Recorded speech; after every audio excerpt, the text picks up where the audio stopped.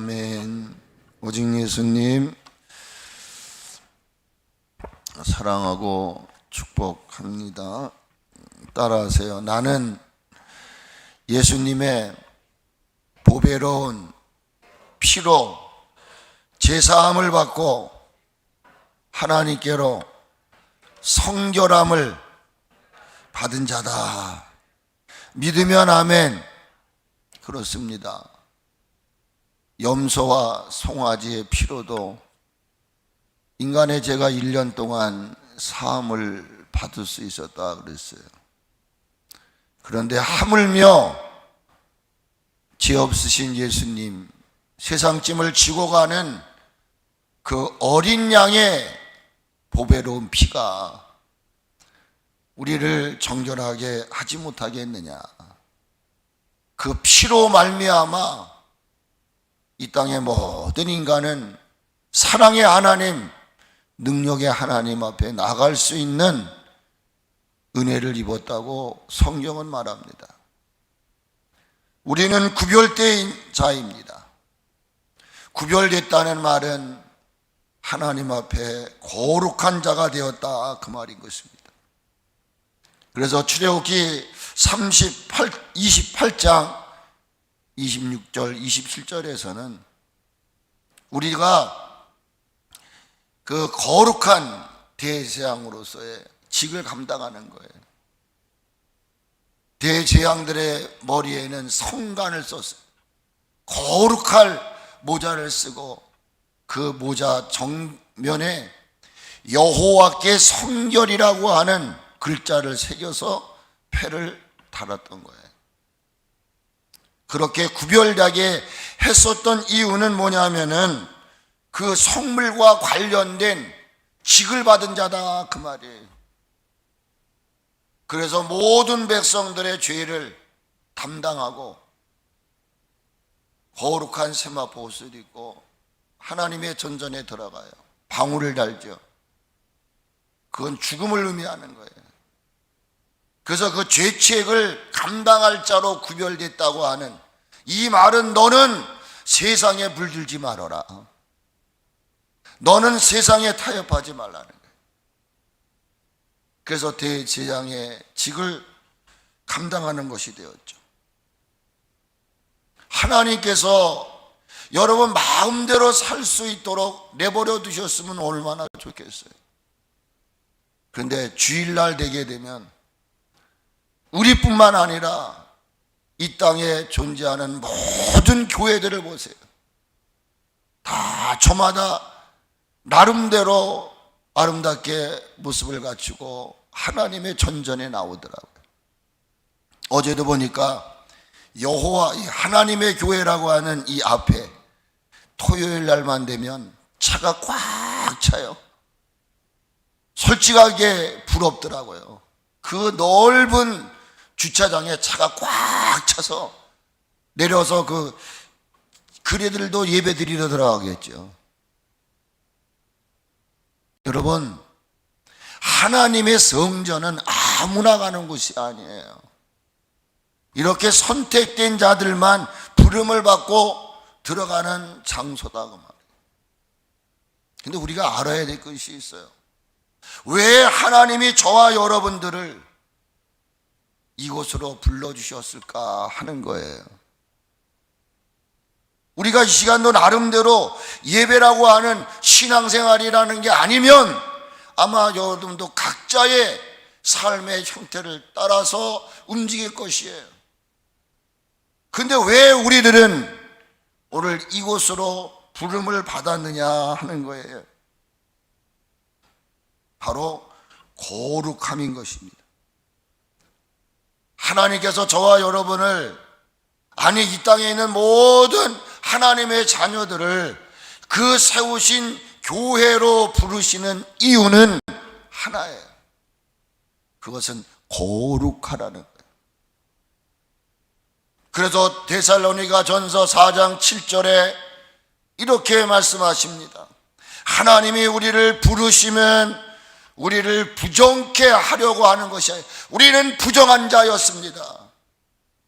부정한 저와 여러분들을 이곳으로 부르신 이유는 거룩하게 하시기 위해서라고 성경은 말하고 있다, 그 말이에요. 우리가 이곳에 와서 어떤 세상적인 부귀영화 이런 어떤 비법을 찾으러 온 것이 아니에요. 거룩하게 하시려고. 그러면 왜 하나님이 다른 이유도 많이 있겠습니다. 그런데 내가 너를 부르신 것은 거룩하게 하기 위함이다. 그 이유가 뭐예요? 우리를 향하신 하나님의 뜻은 다른 곳에 있지 않다고 그랬어요. 데살로니가전서 4장 3절에 보니까 하나님의 뜻은 이것이니 거룩함이라 그랬어요. 거룩함. 우리가 거룩해지기 위해서는, 이 말은 그 입이 청청하기 위해서는, 여기 여러분 화초가 있어요. 그냥 화초가 존재하는 게 아니에요. 매일 가꿔야 돼요. 물을 주어야 돼요. 가꾸고 물을 주지 아니하면 시들어져 버려요. 말라져 버려요. 그래서 하나님의 뜻은 거룩인데 이 거룩을 위해서는 무엇이 뒤따라야 되느냐, 이렇게 말해요. 곧 음란을 버리고 그랬어요. 우리가 신앙이 청청하지 못하는 이유는, 우리의 얼굴에 기쁨이 즐거움이 없는 이유는 죄를 지었기 때문인 거예요. 하나님이 원하는 뜻이 아닌 내 뜻대로, 내 생각대로, 나 좋은 대로 살기 때문에. 여러분, 그렇게 내 뜻대로 내 생각대로 사는 사람들이 평안할 것 같지만, 겉으로는 평안하고 겉으로는 즐거운 것 같지만은 그들 마음 한구석엔 지금 아파하고 있다는 거예요. 그게 아버지의 마음인 거예요. 내 마음이 아니라. 그래서 하나님의 뜻은 이것이다 그랬어요. 거룩합니다. 거룩함이 뭐냐? 곧 음란을 버리는 거라고 그렇게 말씀하세요. 하나님이 우리로 하여금 거룩해야 하는, 우리가 거룩해야 하는 이유는 뭐냐? 우리를 선택해 주시고 우리를 이것으로 불러주신 그 하나님은 어떤 분이냐? 따라해 보세요. 하나님은 거룩하신 분. 믿으면 아멘 하세요. 여러분, 제가 잘났건 못났건 간에 저의 자식들은 저의 아내와 저의 피를 받게 돼 있어요. O형이면 O형, A면 A, 그리고 성을 받게 돼 있어요. 그리고 그들이 아무리 거짓말할지라도, 아니라고 부정할지라도 나의 성품과 나의 성격, 나의 습관들이 그들에게 가르쳐 주지 않아도 자기들도 모르는 사이에 자라면서 보면은 그 아이를 보면 그 아버지를 알고 있어요. 그 아비의 그 자식이다. 거룩해야 하는 이유가 뭐냐면, 많고 많은 사람들 가운데 나를 선택하시고 이 교회로 불러주신 그 하나님이 거룩하시기 때문이라는 거예요. 믿으면 아멘 하세요. 하나님만이 거룩하신 분이에요. 우리 성경을 하나 보겠습니다. 내후기서를 보세요. 내후기서. 거기에 참 의미 있는 얘기를 하셔요. 여러분, 이 말씀을 잘 깨달으셔야 돼요. 내후기서 11장을 보세요. 내후기서 11장, 우리 이성찬 장로님 44절 크게 읽고, 그 다음에 이택주 장로님 45절 크게 읽으세요. 그리고 다 읽고 난 다음에 우리가 한 목소리로 44절, 45절을 읽고 제가 설명해 드릴 거예요. 자, 우리 이성찬 장로님부터 44절 읽으세요.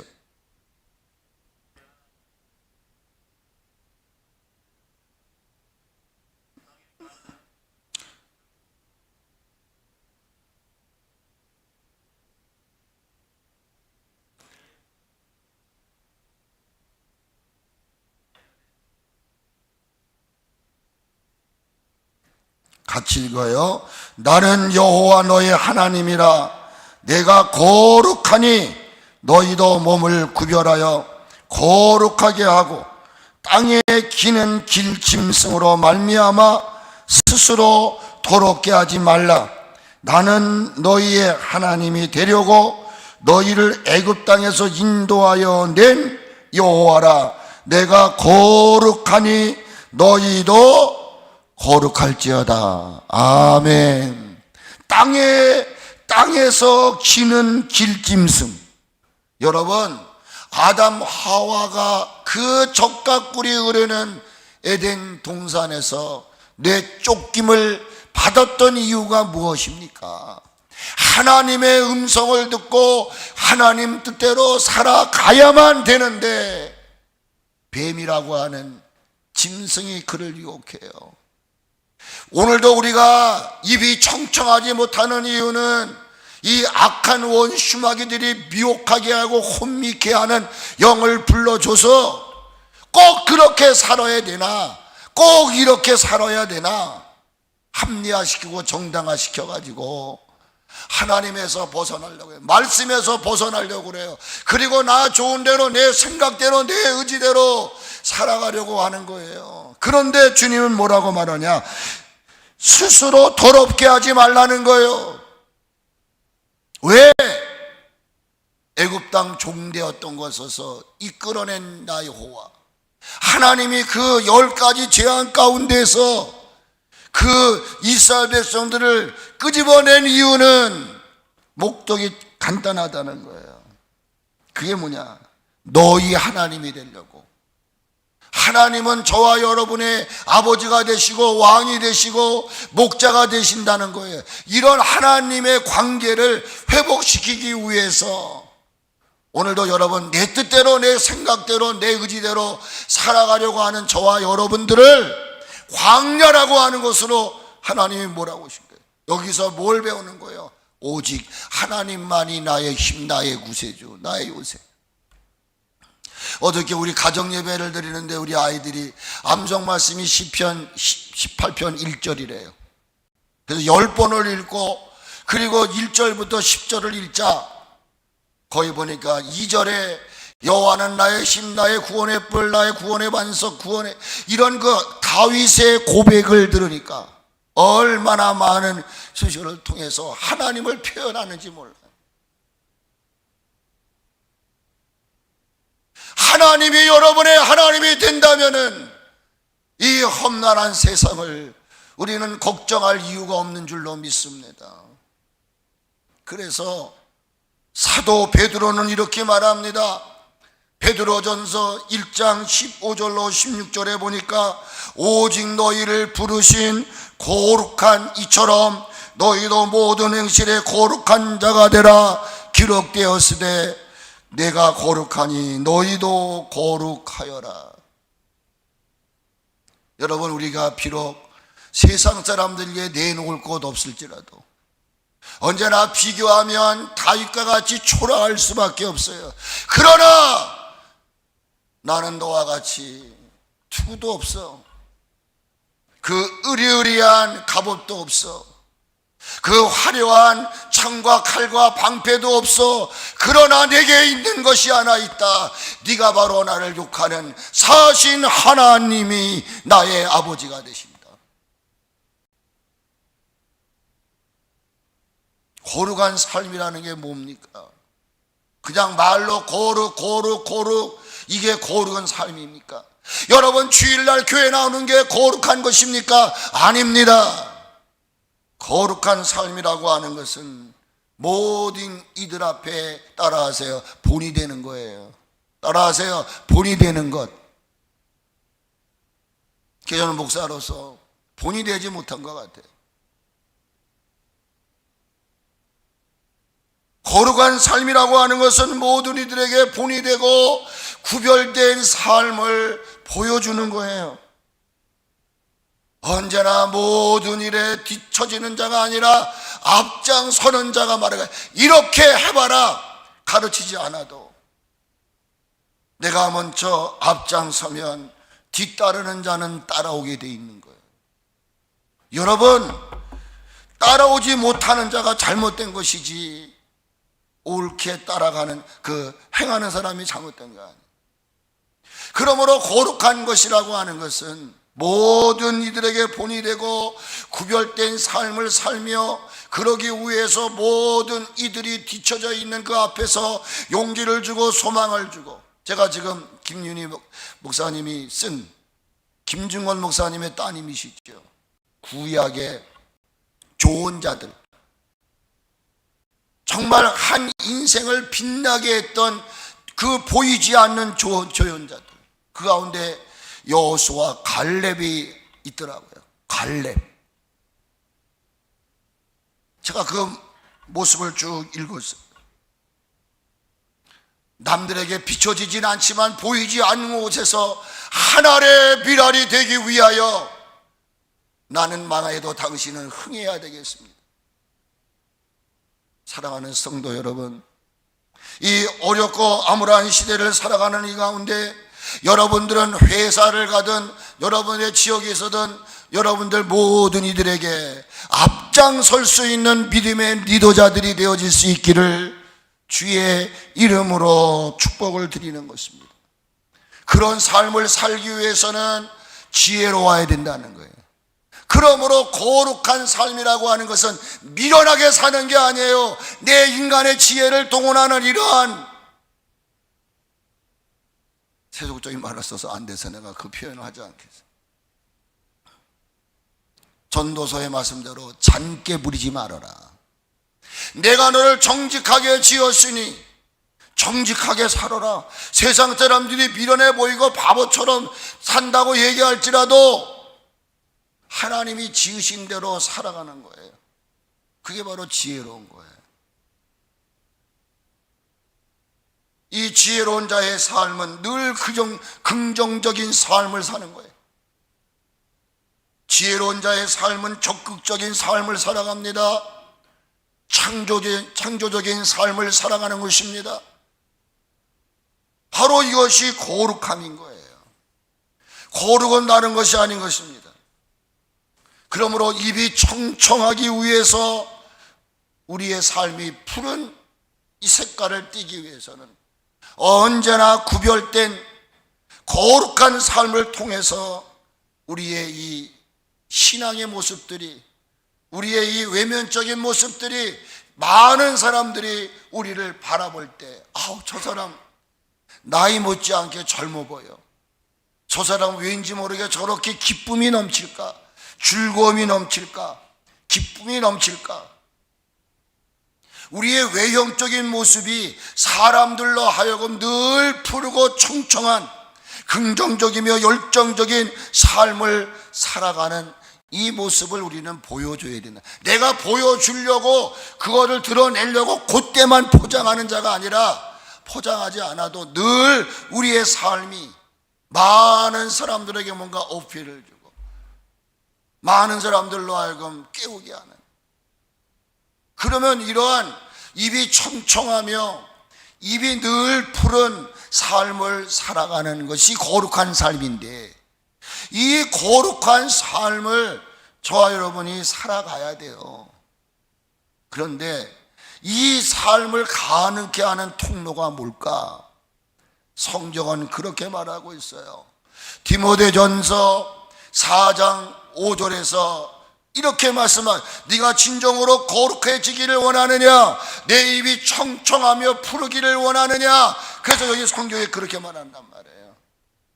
여호와를 의뢰하는 자의 삶은 그 시냇가에 심기운 나무, 물가에 심기운 나무는 본능적으로 그 뿌리를 강변에 쭉 뻗치는 거예요. 이 말씀을 가만히 생각해 봐요. 늘 입이 청청한 삶을 살기 위한 통로가 뭐냐? 샘가에, 물가에 뿌리를 내렸다는 거예요. 그래서 사도 바울은 디모데에게 이야기를 해요. 너 거룩한 삶을 살아야 돼. 거룩한 삶을 사는 비결이 뭐냐? 디모데전서 4장 5절에서 이렇게 얘기를 해. 하나님의 말씀과 하나님 앞에 기도함으로만이 거룩하여 지느니라. 여러분, 말씀과 기도는 언제나 행동을 요구하고 있어요. 말씀 들고 다니는 게 중요한 것이 아니라 기도해야 돼 하고 그냥 웅얼거리는 게 아니라, 어린아이들이 그 웅얼거리잖아요. 그게 아니에요. 말씀은 묵상으로, 이 말씀은 여러분이요 읽음으로, 이 말씀은 우리가 필사로 행함으로 옮겨져야 되는 거예요. 그래서 시편 1편에 보니까 누가 복이 있는 사람인가, 누가 그 복을 늘 주지 않은 사람인가, 여호와의 말씀을 주야로 묵상하여 그 말씀을 사랑하는 거예요.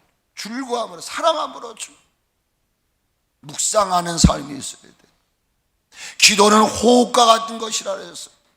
그러므로 말씀을 줄고하여 묵상하고 읽고 듣고 쓰고, 그러면 나도 모르는 사이에 놀라운 변화가 일어나게 돼 있어요. 참 하나님 말씀은요 무궁무진합니다. 제가 이 말씀을 가지고 파고들기 시작하니까요 끝이 없어요. 말씀 한 절 가지고도요 그 깊이는 이루 말할 수가 없는 거예요.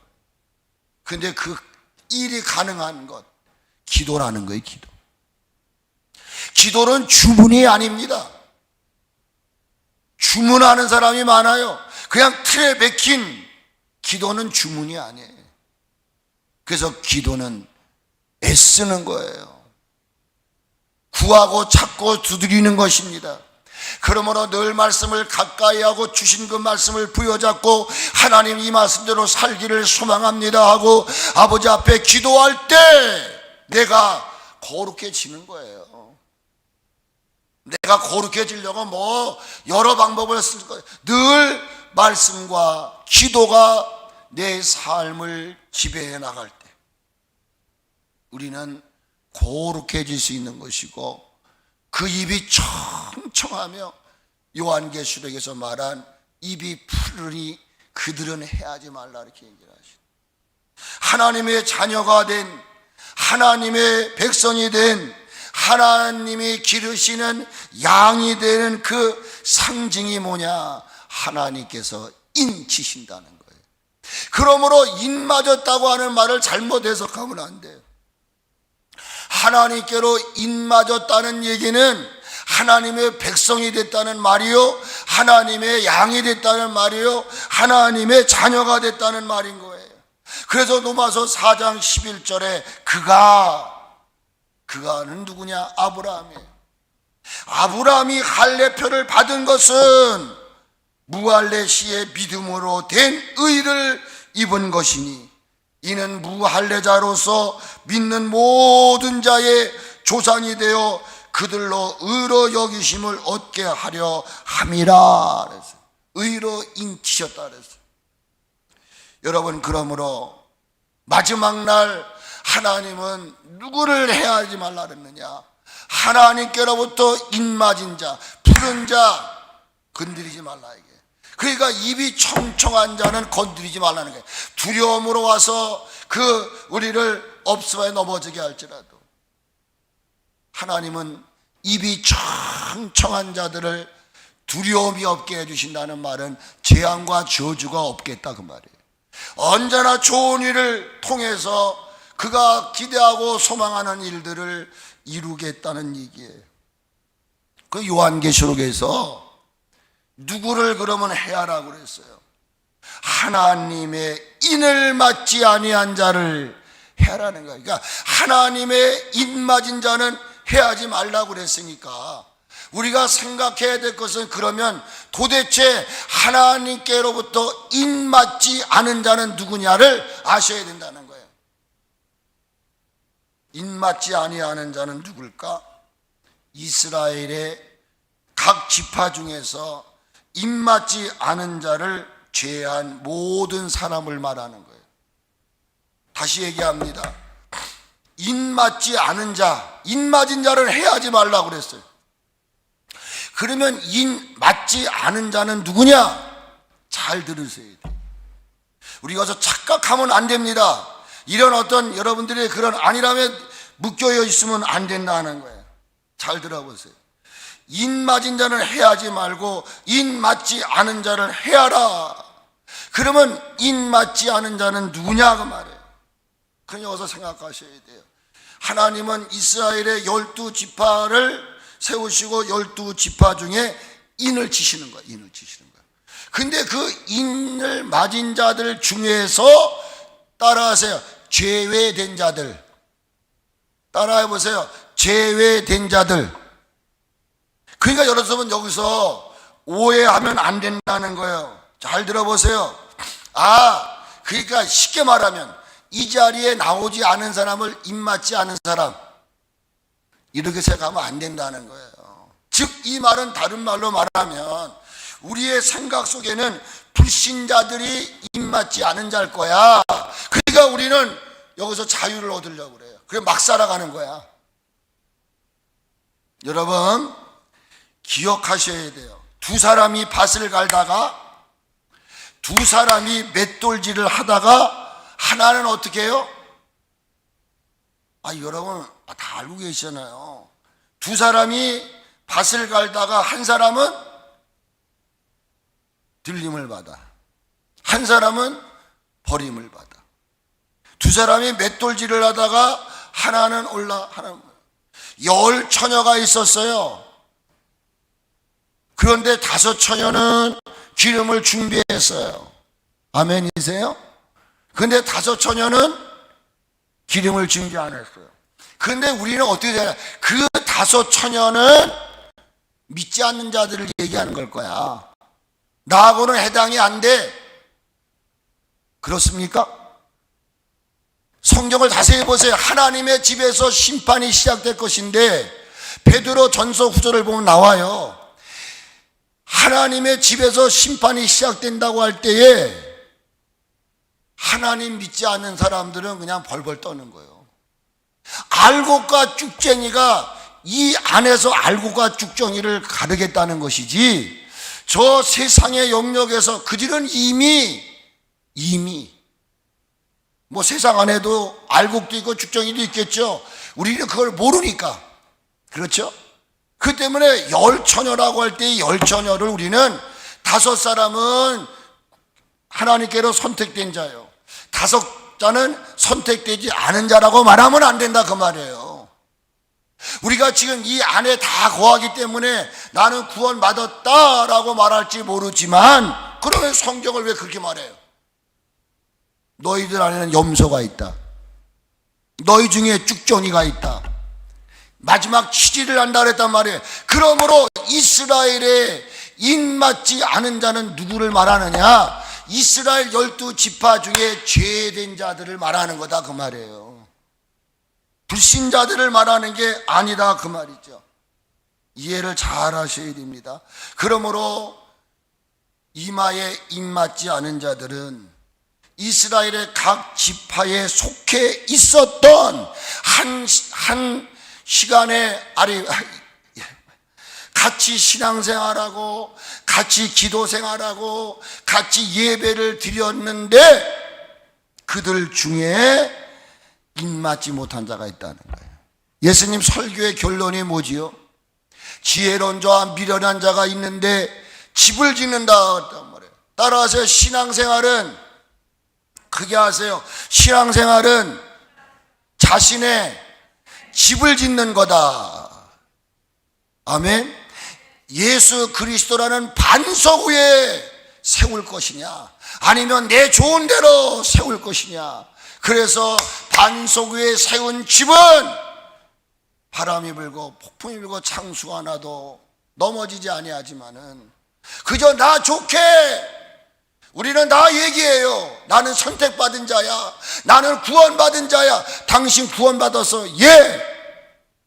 당신 천국에 있는 거 믿어 예. 그렇다고 그것이 과연 옳은 것이냐? 정말 우리가 그것을 믿는다면 뭐가 뒤따라야 된다는 거예요? 삶이 따라야 된다는 거예요.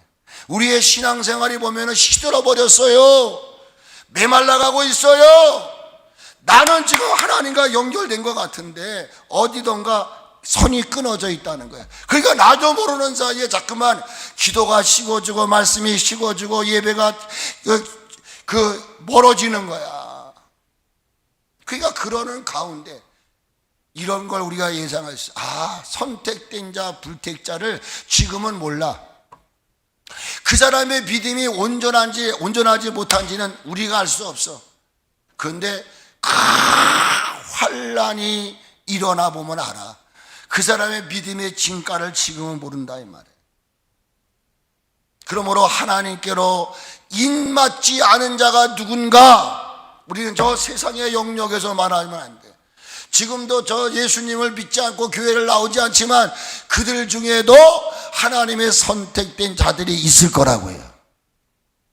그럼 우리가 이 자리에 우리는 구원받았다, 다 천국 간다라고 말하는데, 그럼 너는 주님 앞에 너는 그 말씀대로 살았느냐? 지혜로운 자는 하나님 말씀하신 대로 집을 짓는 거예요. 똑같은 말씀의 도구, 기도의 도구, 찬양의 도구, 예배의 도구, 섬김의 도구를 가지고 각자가 집을 짓는데 힘들고 어려워도 반석 예수 그리스도 위에 말씀 중심한 삶을 살아가는 사람이 있는가 하는 반면에는 자유주의, 자기 편리를 따라 사는 거예요. 그러니까 오늘 다원주의, 합리주의가 나오는 거예요. 혼합주의가 나오는 거예요.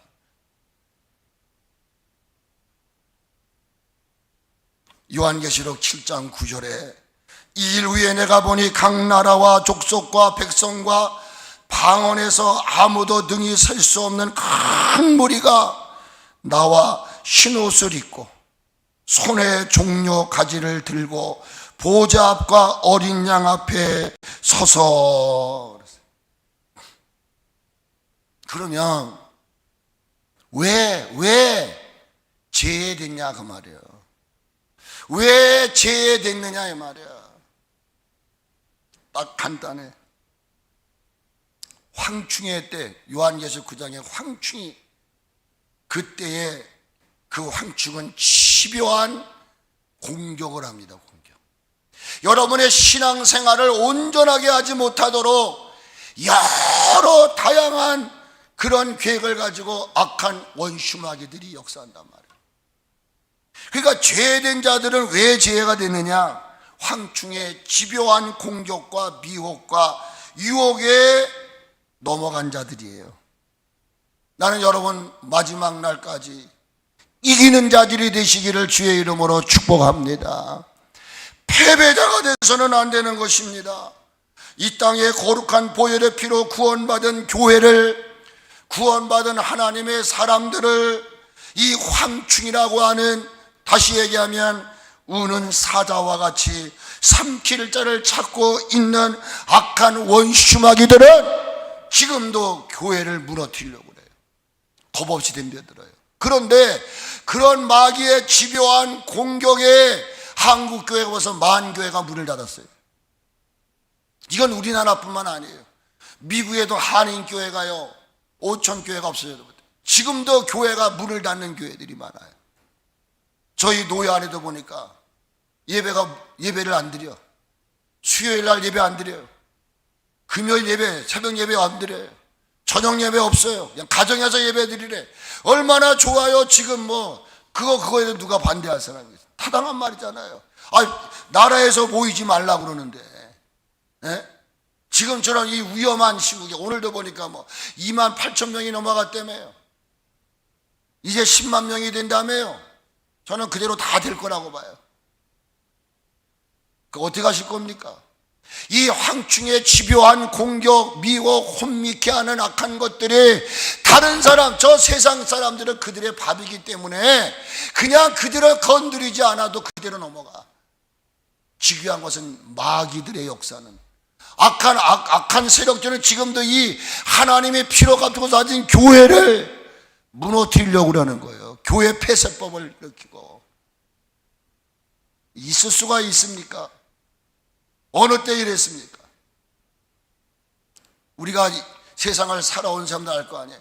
각종의 전염병이 이 땅에 창궐했어요. 그랬어도 예배를 폐쇄하거나 교회를 폐쇄한 적이 없었어요. 사랑하는 성도 여러분, 오늘도 악한 원수마귀는 우는 사자와 같이 무너뜨릴 교회를, 그 교회를 세워가야 하는 하나님의 사람들을 찾고 있다는 거예요.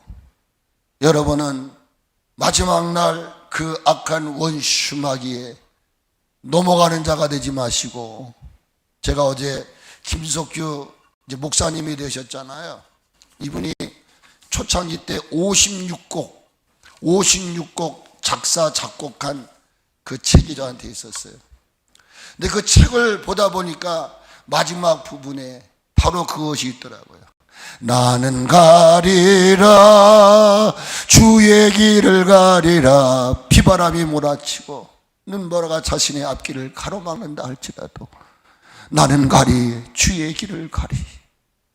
우리 삼립교회 사랑하는 성도 여러분, 비록 우리는 작은 수의 모임이라 할지라도 여러분 모두가 어떤 유혹, 어떤 혼미케 하는 악한 것들에 여러분 집요한 공격이 우리에게 있을지라도 우리의 믿음의 주 되시는 예수 그리스도를 부여잡으시고 끝까지 남는 자들이 되시되, 여러분 이 교회의 구루터기가 되시고 여러분 가정, 친족 위에 아름다운 신앙의 아름다움을 자취를 남길 수 있는 그런 믿음의 사람들이 되어질 수 있기를 주님의 이름으로 축복을 드립니다. 하나님, 우리